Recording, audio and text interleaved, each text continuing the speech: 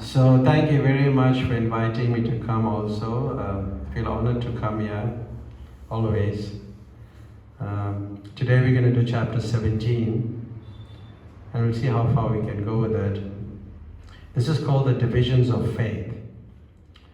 And chapter 17, the connection between 16 and 17, see Krishna in the 16th chapter, he talks about the divine and demonic natures. And he established that the faithful followers, the followers who follow the scriptures are divine. And those that are faithless are demonic. But, we sometimes find people in different categories. And we try to place people, hey, why is that person following such a faith? Because he's following something other than what's not in the scripture. So is he in the level of goodness, or is he in a level of passion, or is he in a level of ignorance? And that question always comes up when you find people following things that they shouldn't be doing. It's just like some concoction. So the breakdown of this chapter, there's actually 6 sections to it. It talks about, from 1 to 7, it talks about the modes determines one's faith and one's worship. See, the level of nature you're in will determine your faith and your worship. Then we have food, the second section deal from 8 to 10, deal foods in the modes, eating different types of food, which is in goodness, which is in passion, which is in ignorance. Then it's also from 11 to 13, it discusses sacrifices in the modes. We may do some sacrifice, it may be in goodness, maybe in passion, maybe in ignorance.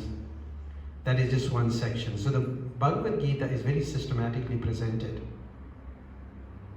And in the 4th section is austerity. Sometimes people do all forms of austerity. Austerity in the modes, whether in goodness, passion, or ignorance. Austerities can be of the body, speech, and mind. I will discuss that. We'll run through them as quickly as possible. Then from 20 to 22, the 17th chapter, it talks about charity in the modes. Like charity, sometimes we're hesitant to give people charity, some money, they may take it and buy some intoxication. So that charity may be in the mode of ignorance, on the level of ignorance. We give it and we don't know what they're going to do with it. And there's different results to that. And the last section, from 23 to 28, it's the conclusion. It talks about the Supreme Personality of Godhead. Like you hear the term Om Tat Sat.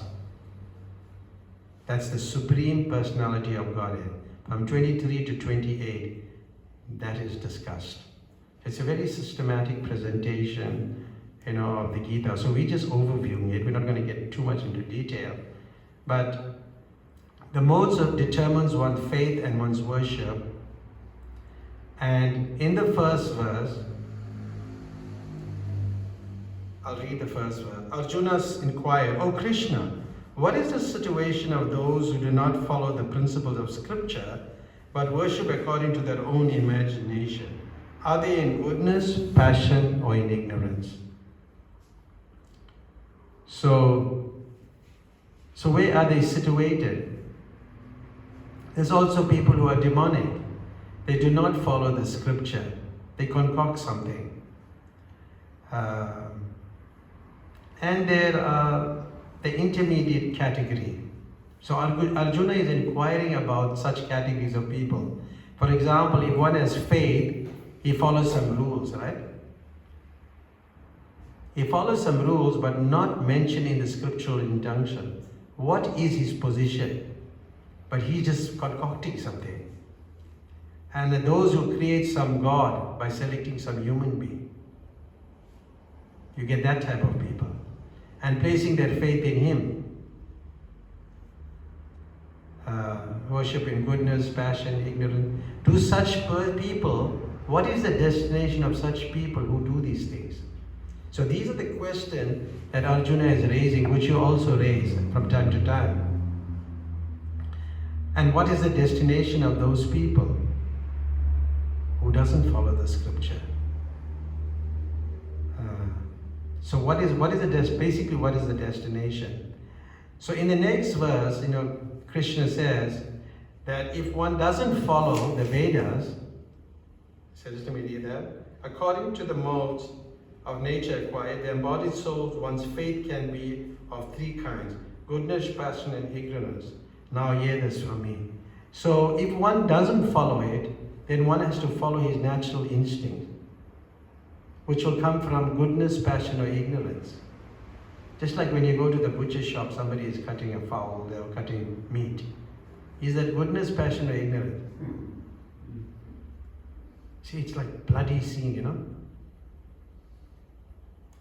So those who are under the modes, depending where they are, because it is acquired according to previous activities. There's a verse in the Gita, and Prabhupada quotes it. Yeah, it's in the 13th chapter of the Gita, text 22. Purusha prakriti shtoi bhumte prakriti jangunan karanaguna sangasya sadasa joni janmasu.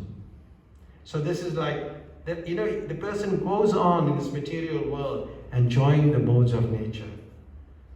And due to this association of material nature, he meets with good and he meets with evil amongst various species. It's 1322. So you try to learn that verse. Purusha praktishtoi bhunte. Yeah, so it's a very beautiful verse. So this faith one acquires, but how do you change that influence? How do you change like if somebody is in a lower level of the modes? So therefore, Prabhupada writes in the purport, by the help of a bona fide spiritual master. And if one abides by the rules of the scriptures, then what happens? He considers things very carefully, he's with intelligence, and he's in the association of a bona fide spiritual master. So he can overcome the influence of the modes. When, like somebody will tell you, oh no, you're doing the wrong thing, which you may not like also. But if you do like that,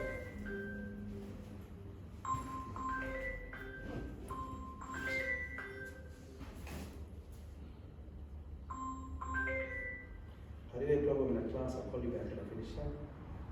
Sure. Okay, thanks. Yeah. So blind faith is, some people have blind faith. They just follow. So they cannot elevate themselves to the perfectional stage of life. Then text 3, the theme is, now it's talking about the categorizing the people in the three modes. So according to a particular faith, one associates with certain person. You'll see fellows who are drunkards, they'll go one side. They'll associate with each other. And people who are in a mode of goodness, they'll be somewhere else with other people in the mode of goodness. So association is very important. So if you want to, if you want to become a drunkard, how you become a drunkard? You join drunkards. And then you become a drunkard. It's very simple. Yeah. It reminds me, when I was in primary school, there was a young boy. I was a young boy. He was like maybe probably the same standard or one above. And he was a very devoted church goer. And he should play the guitar. He was very good. He lived in Kenville. And later, his name was Krishna. And he followed Christianity, Krishna. But later, Krishna happened to move to Newlands, and then he met my father. So he was a qualified teacher. He went up there, but he became a drunkard because of bad association. But he was a very well-behaved person. And then later he came in contact, and my father introduced him to me. I didn't know, I know this fellow, he's schooling with us. So we helped him to get a job back as a teacher. That's quite amazing. And then he was like very inspired by what we're doing, and I looked back and I told him, I remember you. It's like a well-behaved person. But through association, one loses his faith and does the wrong thing. Because we are all parts and parcels of Krishna. And because we're all parts and parcel of Krishna, we are pure in that sense. But this is a covering. The modes covers us. So then, what is our goal? Prabhupada writes in the only path back to original position without fear is Krishna consciousness. And then when you start acquiring faith, it comes very gradually. Because you must come to the level of goodness. So when you come to the level of goodness, then you'll worship the devatas. See, like Hindu people worshipping the devatas is very good. In the mode of goodness. But they're following the scripture. So they'll benefit like that. Not that they lose anything. They may take birth again, they may go to the heavenly planets, come back. But gradually, they will worship Vishnu. Because in all the pujas you do, Vishnu's name is mentioned. Whether you're worshipping any demigod, devata, or whatever, Vishnu is mentioned. So gradually get purified like that. Then what is the basis of different religious principle? You see, the heart become tainted with the modes. So somebody may be in goodness, somebody may be in passion, somebody in ignorance. But real religious principles is situated in the mode of goodness. Real religious principle. But when one wants to go back to Godhead, he has to be in pure goodness. Otherwise he won't go back. It's above goodness. See, goodness has certain pitfalls. And one of them is that you feel you are very good.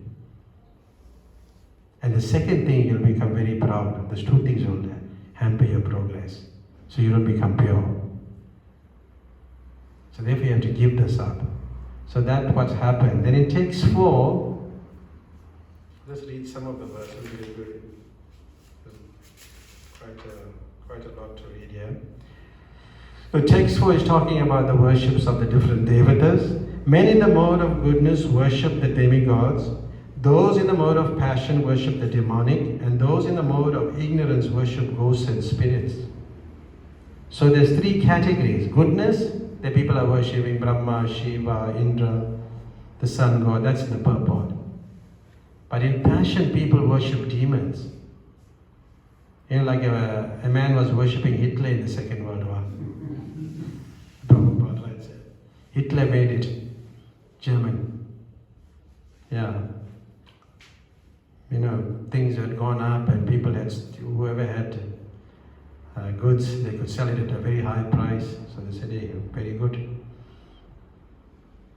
So ignorance means worshiping ghosts and spirits. And Prabhupada writes that in the purport.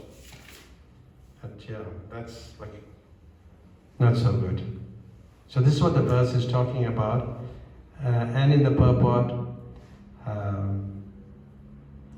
Prabhupada writes that those people who are not so conversant with the scriptures worship according to the different modes. But then he also talks about impersonalists. Like people, don't have faith that God is a person. And lots of them are like that. And so similarly, because they think God is not a person, and then they think where people like Lord Brahma, Lord Shiva, they are not persons. And that's another challenge.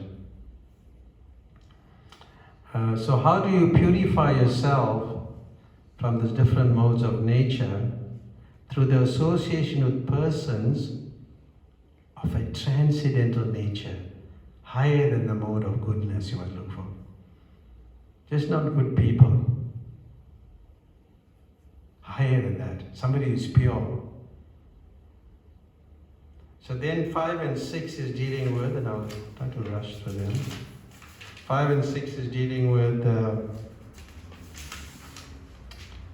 5 and 6 is dealing about, those who undergo severe austerities and penances not recommended in the scriptures, performing them out of pride and egoism, who are impelled by lust and attachment, who are foolish, and who torture the material elements of the body as well as the supersoul dwelling within, are to be known as demons. So there's 4 points here. People who undergo severe austerity that are not recommended in the scriptures. And how they do it? It is done out of pride and egoism. And they're impelled by lust and attachment. And they torture the material elements of the body within. So the supersoul resides there. And they are torturing the body. So such an act is an insult to Krishna. Why? Because it's acted out of the disobedience of the scriptures. So people undergo these things, and there are a lot of people. They manufacture their own forms of austerity and fasting. Like sometimes, if they're getting less salary, then they'll start fasting. They want to fast till death, till you increase the salary. That you have that type. There's austerity, that type of austerity. So those things are not in the scripture. And when you do things that are not in the scripture, you harm the elements of the body and the supersoul within. That is how you become demoniac. Get it? It's quite an interesting thing. And they take repeated demonic births. So therefore, people need to be guided, and it's very rare fortune for such persons to be guided by a spiritual master, to take to the Vedic path and achieve the supreme goal is very difficult. At one time in our society we had this, devotees went on a fast at some place, anyway I won't mention the place, but I went there. So and it was really pathetic. So these things happen. They were influenced by some people, and anyway. So we had situations like this. So don't destroy the elements of the body. Okay. 7, text 7 is talking about foods.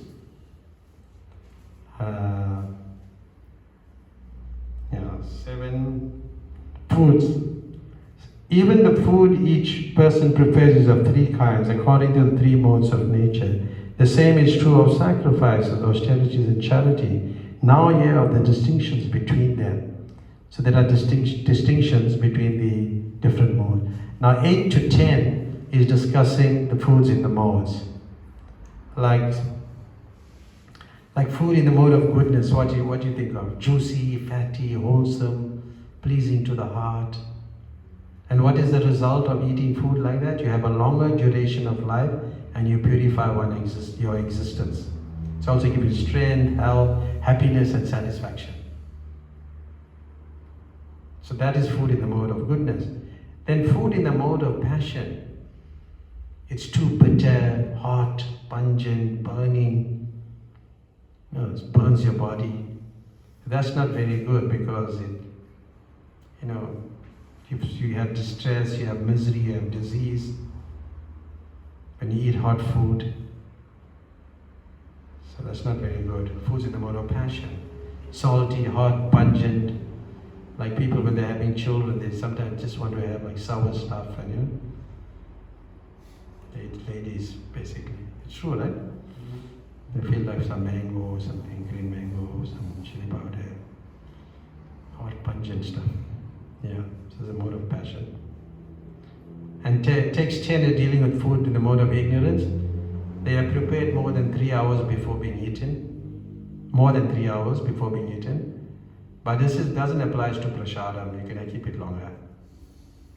Food that is tasteless and decomposed and putrid, like prawns. You know this prawns. It rots in that fridge. You know what I'm talking about? Prawns, huh? and get rotten. Prawns, yeah. Things like that. Tasteless, decomposed. So one must eat good food. Food in the mode, I don't know how to describe it, so many things to describe about food in the mode of ignorance. And we should have the best proteins. We should offer our foodstuffs to Krishna, which Prabhupada quotes in the 10th verse about food. When you offer things to Krishna with love and devotion, then he accepts it, and then we become prasadam. And people ask us, ask us, how is that you're making this biryani? We can't cook like this. The problem is that you're not offering it, you're cooking for yourself. We're cooking it for Krishna, and Krishna eats it, and then we eat. That's why, when we're doing a Katha Janda or we're doing some prayer at home, then nobody will touch anything. You notice? They won't eat anything, everything is clean. But when you get the raw and all, you feel it's very tasty. Because you wasn't cooking for yourself. So there's a difference. Yeah. And there's a lot of proteins in milk and other, beans and different things you can eat, dal. Like dal and rice we can eat every day. At the temple we eat quite a lot of that. Dal and rice. Khichdi. Plain, it's just plain. Khichdi means, for South African khichdi means no vegetables. That's what it means. It is like our parents made it with just plain dal and rice, and it's boiled nicely, and you may get a little bit pickle or char or something you can eat. And it's very tasty. Very tasty, yeah. So those are foods. Then from 11 to 13, Krishna is discussing the sacrifices in the modes. Like sacrifice in the mode of goodness. Everything in goodness is done according to the scripture, is done as a matter of duty. You go to the temple or church as a duty. A lot of people go out as a duty, not for economic benefit.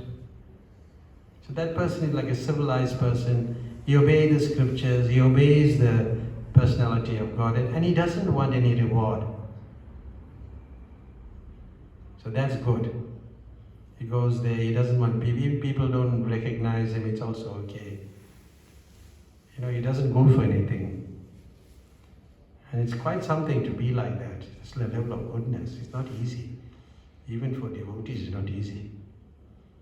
Because you want to be recognized, you want some position, you want people to recognize you. So that's not good. So sacrifice in the mode of goodness. A sacrifice done in the mode of passion. So you do something, but you want some return, material benefit. So for that, you'll go to the heavenly planets. For example, people want to go to the heavenly planets for the sake of pride. Just like a lot of people trying to go to the moon now, isn't it? They went there, one lady was stuck for many years, months there, whatever, and she came down now. But that's not your home, because you must have certain qualifications to enter the moon. Because of that moon, you have to be in the mode of goodness. It's a heavenly planet. You can't just go and stay there like that. So you must be in the mode of goodness. So yes. So like this, sacrifice in the mode of passion is like that. But ignorance, sacrifice in the mode of ignorance. Everything is done without scriptural injunctions. And if you don't distribute prasadam, like you have programs, these people don't distribute prasadam, and without chanting Vedic hymns, and here it says that you must give some remuneration to the priest. This is where the dakshina comes. You have to give something to the priest. Then he gives you, you get benefit for it. But if you don't give him anything, then it's also not good. So that's where it comes in. That's why we have to traditionally give, some rice, dal, potatoes, and I don't know what other vegetables, but yeah, and then you give some dakshina. Yeah.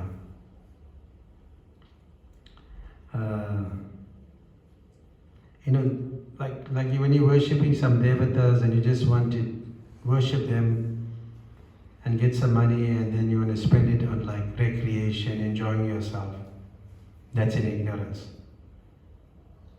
You know? Like sometimes people come before they go to the casino, they come into the temple and put a little bit money to get more money. They also have that. You know, when once I was at the Gaushala, a whole group of people came there. That time was the early days, you know, not many people were going there, but anyway, a whole bus came. Quite surprised. They came, and then after they came, they visited the cows and everything. I asked, where are you going? They didn't know they're going to get this in casino, to gamble. In Reservoir somewhere. I'm thinking, wow. So, you also get that. People gamble. Yeah. Ignoring the scriptures. Like that. Some people lose faith. Like, today I was listening to a lady who said her son is an engineer. He just lost faith because his girlfriend had passed away. And he just lost faith in God. There's no faith in God. How can his girlfriend be taken away like that? But he's also going to go. You know? So we're all going to go. So these are products of demonic mentality. So these are sacrifices you do in the modes of ignorance, different goodness, passion, and ignorance. So let's move on to the austerity part now, from 14 to 19. I'm trying to finish it now in a few minutes. Yeah. So the austerity in the modes, this particular verse, 14, we'll read it. It's quite an interesting verse, 14 and 15. Austerity of the body consists in worship of the Supreme Lord, the Brahmanas, the spiritual master, and the superiors like the father and mother, and in cleanliness, simplicity, celibacy, and non-violence. So worship of the Supreme Lord, the Brahman, the spiritual master, the superiors, father and mother, cleanliness, simplicity, celibacy, and non-violence. That is austerity in the modes. Then in 15, this is quite important and you must take note of this. Austerity of speech consists in speaking words that are truthful, pleasing, beneficial, and not agitating to others. And also in regularly reciting the Vedic literature. So there are 5 points. You should speak truthful words. And when you are speaking to people anybody, you should quote from the scriptures. Now it should be pleasing, it should be beneficial, and it should not agitate others. 3 things you must have. That's the austerity of speaking. Because if somebody is telling you something, and you get upset, and you tell him something, and he tells you something, you get upset, But he tells you, just like for example, it says here, you can, of course, when a teacher speaks, you can speak the truth for the instruction of the students. But a teacher should not speak to those who are not his student if he will agitate their minds. So don't chip in and start instructing people, hey, do like this, do that. Because they don't have faith in you. And what you're saying, it's maybe not be truthful, maybe not be pleasing, may not be beneficial, but agitating. So we have to be very cautious when we deal with others. This is the austerity of speech. You control your tongue. Possible? A little bit hard, huh? Very difficult. Somebody tell you something, you say, no, man, you are like that, you go on. But if you just don't tell them anything and you go away, then they later think about it, this person didn't respond. So they then realize they made a mistake, but they may come back to you. But if you tell them 50 words and all, then it spoils the whole thing. So your austerity of speech. Then it says that the next one is the austerity of the mind. This is the tongue, the austerity of the body, the speech, now the austerity of the mind. It says here, and satisfaction, simplicity, gravity, self-control, and purification of one's existence are the austerities of the mind. Gravity in thought, satisfaction, simplicity, self-control. So if you control yourself, you're simple, you're thoughtful, those are the austerity of the mind. Not anything comes out, you just want to tell the other person like you have. Sometimes people just swear others, you know.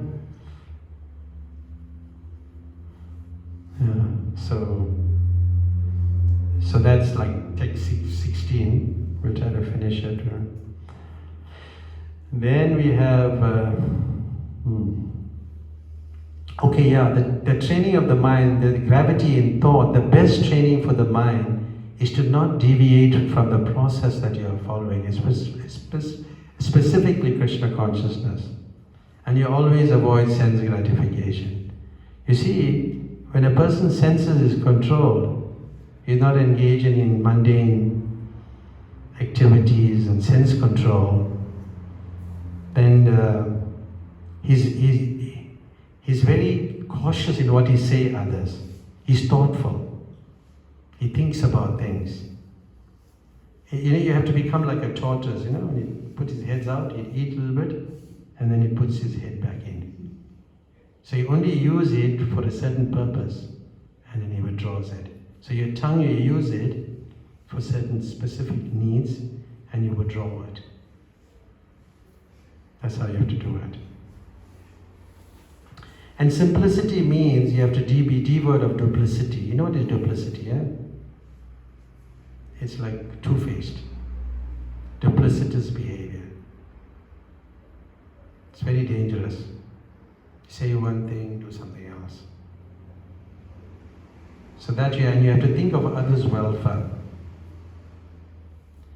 And purification of one's existence, be straightforward by straightforward dealings. That's how you become pure. Any questions so far? It's okay.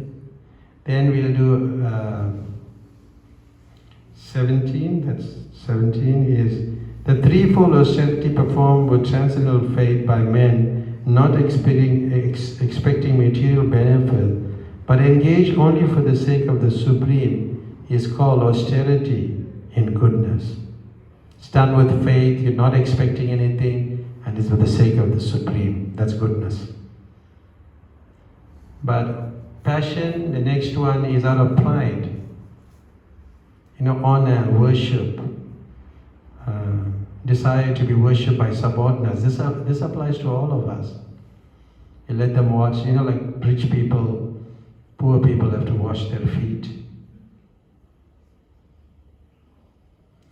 So this type of austerity and passion, you do things out of pride, that's not good.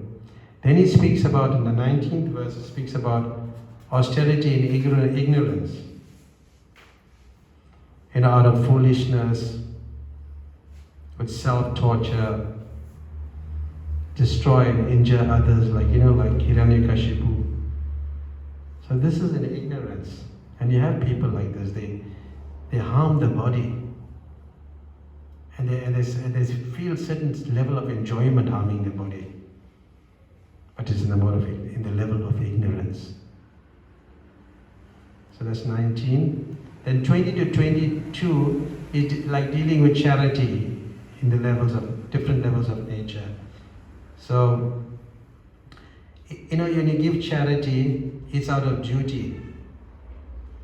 So you just do it out of duty without expecting any return.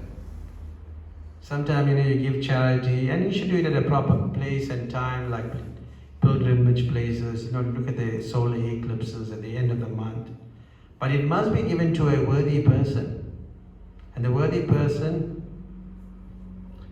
is like a qualified Brahmana, a Vaishnava. Given to a poor but unworthy candidate. He's poor, but he may misuse that money that you give him. So you have to be careful about that. Because you don't get anything good return from that type of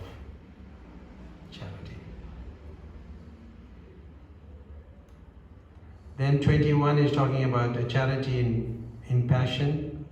You expect something, you want to go to the heavenly kingdom, and you offer, like, to institutions where sense gratification is going on, in a grudging mood. You don't want to give it, but you just give it in and say, okay, I'll just give them something, man. But you're not happy. You also get that type of charity. Because sometimes people come and claim their charity back, they want it back, Like one man was donating to us for a long time. Then somehow he said he didn't sign the form. Now this is like this, we signed people in the 80s, and anyway, I looked through it and I found that form. I told him, yes, we're coming to show you the form, and you want to return all your money. Tell us how much it is, and we're going to give you back. Because people are giving with that grudging mood. They feel pain in giving it. Sometimes you give it because your mother said you to give it, out of obligation. Sadhu came, give him some money, man. Give it in a grudging mood.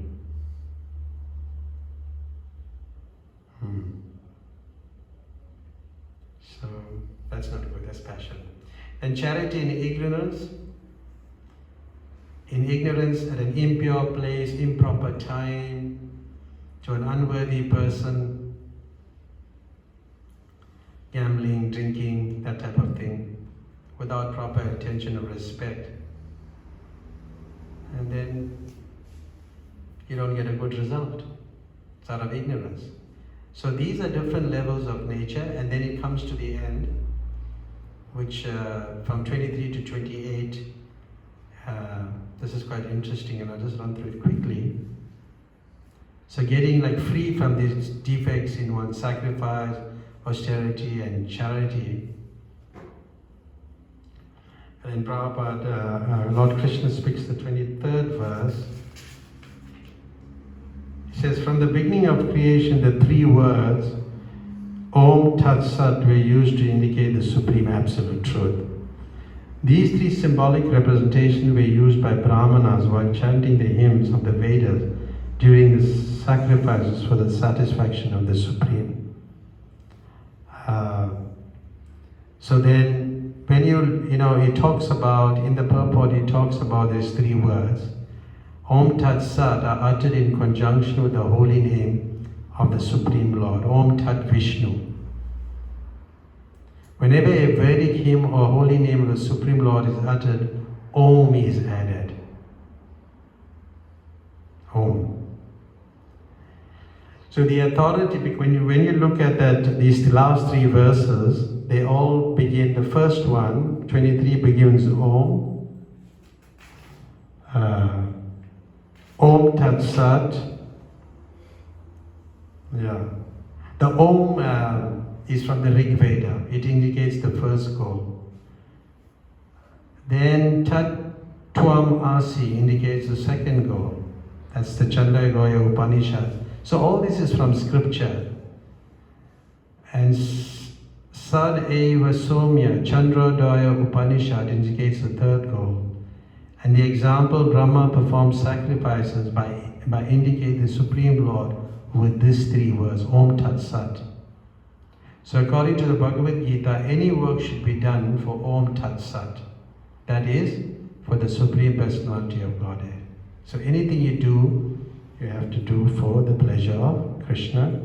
And that's 24. 25. See, the first theme is about Om, this 24th verse. The 25th verse describes Tat. Tat means that describes the detached work for the sake of liberation. Tat. And the next one will be Sat. So the second verse, 24, 25. And these activities are done with disregard for fruitive results. And 25. Then 26 and 27, I'll read the verse. 26 and 27. The absolute truth is the object of devotional service, and it is indicated by the word Sat. The performer of such sacrifice is also called Sat, as all works of sacrifice, penance and charity, which is true to the absolute nature, are performed to please the Supreme Person, O Son of Preta. So everything we do, we meant to offer it for the pleasure of the Lord. 26 and 27. And in the 28th verse, which is the last verse, it's talking about religious activity not done in proper consciousness. See, like all what we do, we do is offerings, we call out the names of the Lord. But Om is generally an impersonal realization of God. It's sound. But like once Prabhupada was in some part of America, so an Indian person was chanting Om, and Prabhupada said, no, you must chant Om Krishna. So, so he added to the Om. He said, you must chant like this, Om Krishna. The Lord's name. Get it? So the last one is talking about, and we'll stop here. This verse, just let me read it. Anything done as a sacrifice, charity or penance without faith in the Supreme Son, and the Supreme O Son of Preta is impermanent. It is called asad and is useless in this life and the next. So any sacrifice, charity you do, sometimes people think, let me go to the homes and feed them chicken biryani. Like one person I met is telling me, my son, I don't know, something came in his head. He said for his birthday he wanted to feed chicken biryani. He went there, but told us, he then went there and gave people in the homes. It's useless. Isn't it? It's useless. Yeah, because it's temporary. Why this principle of faith of Supreme is emphasized? Ultimate goal of all Vedic instruction is to understand Krishna. Advice of the Vedas, in all Vedic scriptures, faith in Supreme is advised. So you must have some faith. Sometimes people come with some pliable faith and later they leave. You say, this movement is no good. It's not good because they lack that faith. So you must have some faith. See, like we are forcing people, not forcing, we encourage people to take to direct Krishna consciousness, then the gradual elevation. Like what we learned from our Hindu background when we were growing up, gradually, you'll go to the heavenly planets and then it's a long, but we are recommending the elevator process. You go on the lift and you go straight to the 21st floor, quickly. The other fellow will be walking on the stairs, battling, breathing, puffing, like that. And how do you find success in the process of Krishna consciousness? First, find the proper spiritual master. Then you receive training under that spiritual master. Then one achieves faith in the Supreme. And when that faith matures, it comes to love of God. You're going back to Godhead. So you must have that. People got no direction. So we'll stop here. This is the 28th verse. Any questions or comments? Anything that you want to add on also is good. This is about faith. So increase your faith. Just read through the whole chapter in half an hour. Anything you want to say, Prabhu? Prabhu, I got a question. In terms of beneficial, how do we know what's beneficial for someone if we're speaking to them? How do you know what's beneficial? See, Krishna consciousness is beneficial for everybody. How do you know what's beneficial for them? Sometimes when you meet people, you don't have to tell them to become a devotee, because that's like high on the rung of the ladder. You have to understand where they are at. And as early as possible in your conversation, you should see where they are at. You can ask them general questions. Do you follow any spirituality? What work you do? You get an idea where they're situated also. Like sometimes you're talking to a person who works in a shoe factory and you tell him all this physics and maths and science and all this thing. He's not going to understand it. You get it? So we have to know where the level they are at, but as early as possible. Like you're talking to a Christian person, so don't talk too long on the Bible. And you're not an authority on the Bible. So that person is only challenging you to establish his faith is superior to yours. So when you should know where the person is at, and then you encourage the person. Sometimes you don't have to tell them anything about spirituality, and you bring them gradually. Like once there was a person I met at the beachfront also. One white man, he came with his wife, and his wife said, this person he's irreligious, he don't follow anything. And they were from London, from Liverpool. They don't want to follow anything, at least him. So she said, can you speak to him? I said, yes, I can speak to him. So he brought her husband. So we started speaking about sports. And the lady was thinking, what sports got to do with religion? Because he comes from Liverpool. So, I know a lot about football, so we started talking about Liverpool. And we talked for about maybe 10 minutes, something like that, for a while. And then he was very inspired because he comes from that area, and I'm talking about his famous club. He was very happy. So then I switched to music. I started talking about music. So I was very excited about music. And then we chatted a lot about music, and then I told him the Beatles come from Liverpool. He knew, yes, I was living right close to them and not far from them. So he's more excited. So I said, no, we got one book here. It's called Chant and Be Happy. And he said, I don't like reading books. I've never read any spiritual books. But anyway, I'll buy this book. I showed him a picture of George Harrison, and he got excited. I'm not talking about spirituality still. Get it? So he went back to the flat. I didn't talk, and the lady was surprised. He stayed over all night and read the book. He was staying on the Durban beachfront, and the Chariot Festival was there. So he went, next morning he said, let's go see that guy again. This thing is too good. This is the first time I read something that makes sense. He came back. So I'm thinking, what book you'll recommend next? I said, no, I recommend this book called Krishna, the Supreme Personality of Godhead. And wow. Then I opened the page, and as soon as it's signed by George Harrison, the book is signed by George Harrison. He sponsored this book. Hey, he was excited, he bought that book. He went to Johannesburg, he flew after that to Joburg. He read the whole book.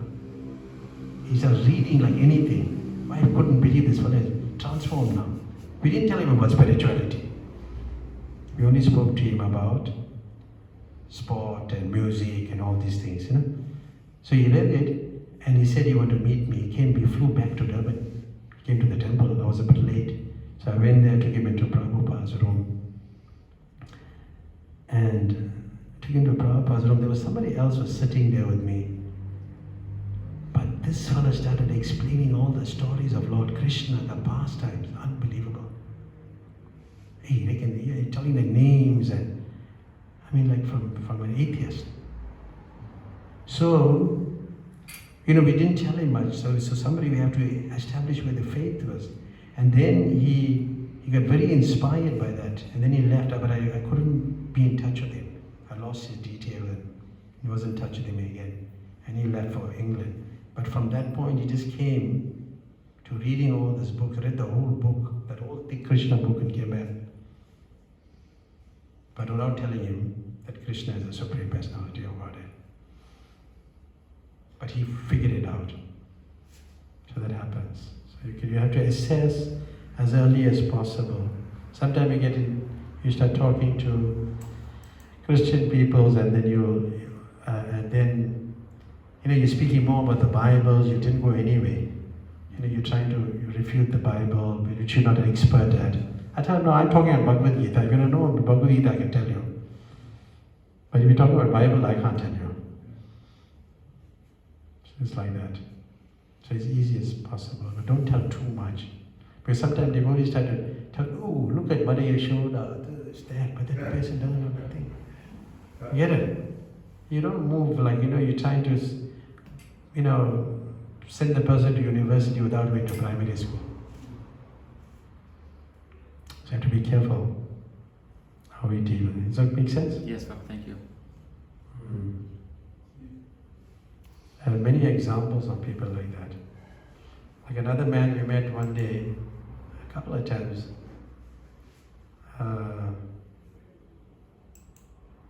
Another man was like arguing with us, like anything. Just arguing about him personal, Mayavadi. And there's another devotee with me, Sudama, he was with me. And then we finally, like we telling this person so many different things. I'm just keeping, at one point I just kept quiet and just left the man to express himself and let him do what he wanted to do. But as we were going, he got this realization, these people know what they're talking about, and he bought the book, and then he walked us to the gate and he was like very excited. So sometimes you just have to leave people. You don't have to tell them. Silence, less is more. Silence, yeah. It's golden. Okay, I think we took too much time. Thank you, Raghu. His Grace Raghunath Bhatta,